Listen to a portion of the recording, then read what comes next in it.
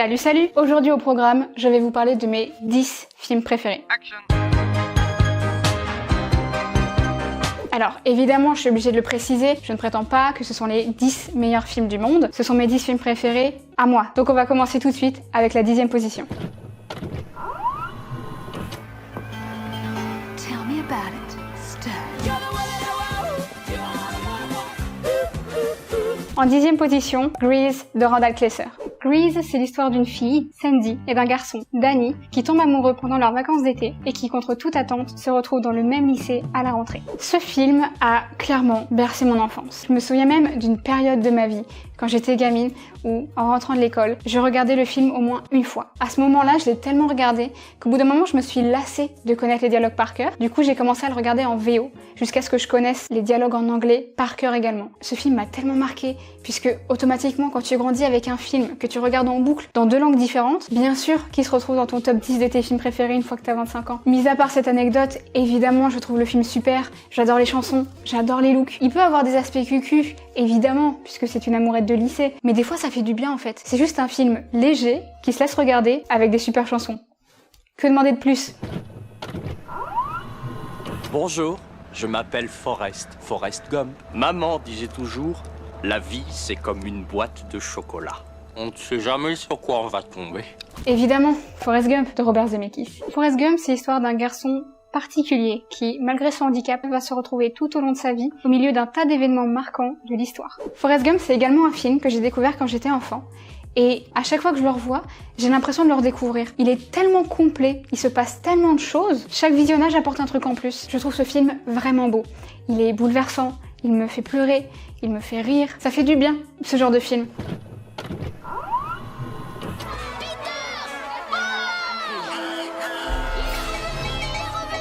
En 8e position, Hook ou la revanche du capitaine Crochet de Steven Spielberg. Hook, c'est l'histoire de Peter Browning, un père de famille bien rangé qui a oublié qu'il était auparavant Peter Pan. Un soir, le passé revient frapper à sa porte et il se retrouve à devoir affronter de nouveau le capitaine Crochet qui a enlevé ses enfants. À nouveau, un film qui me fait replonger en enfance à chaque fois que je le vois. C'est vraiment mon film doudou par excellence. Je me revois gamine en train de le regarder avec ma grande sœur et d'être pliée de rire. Que ce soit devant la scène de la flûte qui découvre qu'il neige, Oh, oncle la flûte, il neige! ou pendant la bataille d'insultes entre Peter Pan et Rufio. Je parie que t'as raté ton examen d'entrée en 6e. Hémorroïde de trou du bide. Bon disons en 5e alors. Vraiment, ce film, il m'a tellement marqué et il a tellement marqué ma famille. C'est un film que je trouve tellement agréable à regarder. Il me fait rêver, il me fait voyager, il me fait rire, il me fait pleurer. Vraiment, ce film me rassemble toute mon enfance. Il est génial, ce film. Même si vous n'avez plus 8 ans, regardez-le.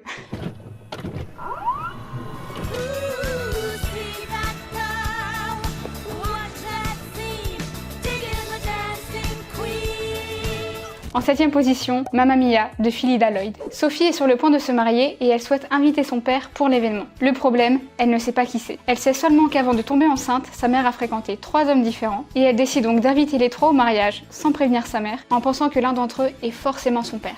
Honnêtement, jusqu'à présent, je ne pensais pas qu'il y aurait eu ce film dans mon top 10, mais c'est en le revoyant dernièrement que je me suis rendu compte qu'en fait, je suis hyper fan. En fait, je me suis surprise à chouiner pendant tout le film, devant toutes les scènes chantées. Que ce soit les joyeuses, les rigolotes ou les tristes, je pleurais.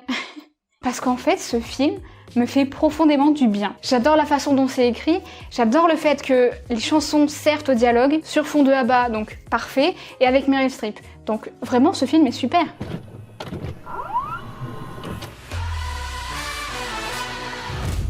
Ladies and gents, this is the moment you've waited for. En 6e position, The Greatest Showman de Michael Gracey. C'est l'histoire de P.T. Barnum, un homme modeste qui, après avoir touché le fond, décide de voir les choses en grand et de construire son propre freak show. Ce film est un de mes coups de cœur de cette dernière décennie et je pense que c'est surtout la plus grosse claque que j'ai pris au cinéma. Je l'ai découvert en avant-première avec mon copain et je me souviens qu'après la séance, on n'attendait qu'une seule chose, c'était qu'il sorte officiellement pour pouvoir retourner le voir au cinéma. On a été obsédés par ce film et par ses chansons pendant des mois. Encore aujourd'hui, on écoute très souvent la BO. Bref, de toute façon, je pense que vous l'avez compris, j'adore les films musicaux, donc quand en plus les chansons sont super belles, c'est bon, c'est validé, je cherche pas plus loin. Bon, tu sais qui tu es. Pour le reste, au jour le jour, il faut que tu notes tout.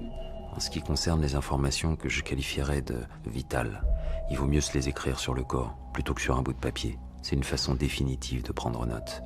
En 5e position, Memento de Christopher Nolan. Memento, c'est l'histoire d'un homme qui, après le meurtre de sa femme, décide de mener sa propre enquête afin de retrouver l'assassin. Mais un élément va compliquer sa mission, il est incapable de générer de nouveaux souvenirs et de se rappeler de ce qu'il a fait il y a 10 minutes. À nouveau, quelle claque. L'enquête policière est une chose, mais le montage de ce film en est une autre. Parce que la particularité de ce film, c'est qu'il est monté totalement à l'envers. En gros, il part de la fin vers le début. Si lors d'une scène, le protagoniste sort d'un restaurant, la scène suivante sera lui dans le restaurant, et la scène d'après sera lui qui rentre dans le restaurant. Comme j'ai expliqué précédemment, dans ce film, Léonard oublie tout au fur et à mesure. Du coup, il est obligé de se tatouer sur le corps toutes les informations qu'il a concernant l'enquête qu'il est en train de mener, et de prendre en photo tous les endroits où il va et tous les éléments un petit peu clés de son enquête aussi. Et en fait, ce que je trouve fascinant avec le fait qu'il oublie tout et que nous on ne sache pas ce qui s'est passé dans la scène précédente, c'est que du coup, on est mis au même niveau avec le personnage principal. Et à chaque fois que je le revois, je replonge dans l'enquête, et je sais jamais vraiment quoi penser de la fin. Donc c'est un film qui m'obsède, vraiment, je le trouve fascinant. Autant par son montage que par sa conclusion, je vous conseille vivement de le regarder. Vous avez du talent, Jack. Un don. Vous savez voir les gens. Je vous vois. Et Vous n'auriez jamais sauté. En 4e position, Titanic de James Cameron. C'est l'histoire de Rose DeWitt Bukater, une ancienne passagère de première classe du Titanic qui raconte sa rencontre avec Jack Dawson, un passager de 3e classe, en passant par le début de leur idylle jusqu'au naufrage tragique du bateau. Évidemment, encore un film culte. Alors, je sais, il y en a qui vont dire c'est pas original, c'est pour les filles. Déjà, les histoires de films pour filles... la lourdeur. Et alors réduire ce film-là à leur simple histoire d'amour, je suis pas d'accord. Il y a cette idylle, mais il y a aussi de l'humour, du drame, de l'action, un peu de documentaire, et puis t'as même des flingues si tu veux, franchement t'as de tout. Je trouve qu'il se passe suffisamment de choses pour que ce film puisse plaire à un large public, et qu'on arrête de le réduire à simplement le public féminin. Bref, ceci étant dit, j'adore le film, il me fait passer un petit peu par toutes les émotions, et c'est ça que j'aime, je le trouve génial.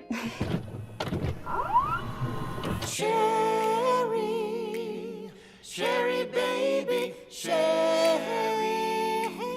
Sherry baby, Sherry baby. En 3e position, Jersey Boys de Clint Eastwood. Jersey Boys, c'est un biopic retraçant l'histoire du groupe mythique des années 60, Frankie Valli and the Four Seasons, raconté à partir du point de vue de chacun de ses membres. Le film, c'est bien celui qu'on ne trouve jamais dans le top 10 des films préférés des gens, parce qu'il n'est pas suffisamment connu. Alors il faut que j'arrive à vous donner envie de le voir. En quelques mots, c'est basé sur une histoire vraie. Les chansons sont incroyables. L'esthétique, les looks et la colorimétrie façon années 60 rendent hyper bien. Et surtout, c'est réalisé par Clint Eastwood. C'est pas n'importe qui. Bref, je sais pas comment vous vendre ce film, mais donnez-lui une chance. Il mélange tout plein de genres sur fond musical. Le résultat est grandiose. C'était le plein été en 1963. Tout le monde à cette époque m'appelait bébé. J'étais une fan du mouvement pour la paix. Et mon père était l'homme le plus formidable du monde. En 2e position, Dirty Dancing de Emile Ardonillo. Dirty Dancing se déroule dans les années 60 et met en scène le personnage de Bébé, une jeune adolescente introvertie qui fera la rencontre de Johnny, un prof de danse charismatique, durant ses vacances d'été. C'est un film que j'ai découvert quand j'étais gosse. Et Dieu sait que je l'ai regardé avec ma mère. Et dans ce film, il y a aussi une des scènes de cinéma qui me fait le plus pleurer. Différents thèmes sont abordés dans le film, et notamment la relation père-fille. Et moi, ça, c'est le genre de sujet qui me prend aux tripes à chaque fois, parce que j'adore mon père. Donc, je fais toujours un transfert. Pourquoi j'ai envie de chialer? Du coup, ouais. À nouveau, c'est un film qui m'a bercée. Quand j'étais petite, il me faisait rêver. Bref, j'adore ce film. Je le trouve hyper beau, hyper touchant. Il me fait du bien, tout simplement. Bon, maintenant que tout ça c'est dit, est-ce qu'on passerait pas à la première position? Attendez un peu, Doc. Vous dites que vous avez fabriqué une machine à voyager dans le temps à partir d'une DeLorean? Faut voir grand dans la vie. En première position, Retour vers le futur de Robert Zemeckis. Retour vers le futur, c'est l'histoire de Marty McFly, un lycéen qui a pour meilleur ami le savant fou, Doc Brown. Un soir, Doc va lui montrer sa nouvelle invention, une machine à voyager dans le temps faite à partir d'une DeLorean. Durant la trilogie, Marty va se retrouver à voyager à travers différentes époques, le passé, le futur et le encore plus passé, pour changer l'histoire. Évidemment. Alors il y en a peut-être qui vont dire que je triche parce que c'est une trilogie, mais après tout c'est mon top, donc je fais ce que je veux. Si vraiment je devais choisir, je dirais Retour vers le futur 2. parce que je le trouve encore plus complet que le premier, et bien plus dynamique que le troisième. Mais là, je vais vous parler de la trilogie en tant que telle. Retour vers le futur, c'est mon film préféré, depuis toujours, depuis que je suis petite, depuis que j'ai découvert. Et je pense que je saoule tout le monde avec. Des os, pas des os. Je ne saurais même pas dire combien de fois je l'ai vu, tellement je l'ai vu. Quand j'étais au collège, j'avais même enregistré mes scènes préférées avec mon MP3 pour pouvoir les écouter dans le bus. Et quand j'ai eu un portable, je les ai filmés pour pouvoir les regarder entre les cours. Et même parfois pendant les cours. Je m'en souviens très bien. J'étais en cours d'anglais, j'étais dans le fond de la salle. Ce film m'a toujours suivi. À un point où même quand j'habitais seule, je le mettais tous les jours en bruit de fond, quand je faisais la vaisselle, quand je faisais n'importe quoi, parce que j'aimais pas le silence. Du coup, dans chacun de mes gestes quotidiens, j'avais Retour vers le futur dans les oreilles. Encore une fois, hein, c'est un film que je regarde dans toutes les langues, j'ai même essayé de le regarder en allemand. La meuf qui pousse le truc trop loin en fait. On a énormément de choses dans cet appartement qui est sponsorisé Retour vers le futur jusqu'au tapis d'entrée qui est un overboard. C'est le film de ma vie et ça ne changera jamais. En tout cas, je pense que là, c'est trop tard. Enfin voilà, cette vidéo est terminée. J'espère qu'elle vous a plu. J'espère qu'elle vous a donné envie de voir ou de revoir certains films. En tout cas, dites-moi dans les commentaires ce que vous en avez pensé. Et surtout, donnez-moi votre top 10 de vos films préférés. Si on en a en commun ou pas du tout. On se retrouve dans les commentaires. Et sur ce, je vous laisse. Je vous fais des très gros bisous et je vous dis à très bientôt dans une prochaine vidéo. Bye!